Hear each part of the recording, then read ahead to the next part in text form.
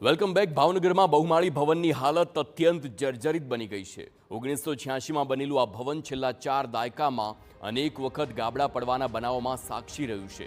તાજેતરમાં જ સમાજ કલ્યાણ વિભાગની કચેરીમાં છતમાંથી ગાબડું પડતા કર્મચારીને ઈજા થઈ હતી, જો કે મોટો અકસ્માત ટળી ગયો હતો।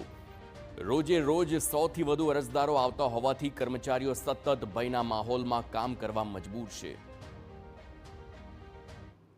જે બિલ્ડિંગમાં એક પોપડા પડવાની ઘટના બનેલી છે એ અન્વયે જણાવવાનું કે રિસન્ટલી બિલ્ડિંગના ટેસ્ટિંગ કરાવવામાં આવેલા છે અને બિલ્ડિંગનું રિનોવેશન અને સ્ટ્રેન્થનિંગ કરવા માટેના જે ટેસ્ટિંગ કરાવ્યા છે એનો રિપોર્ટ અમારા દ્વારા ડિઝાઇન સર્કલમાં સબમિટ કરવામાં આવેલ છે।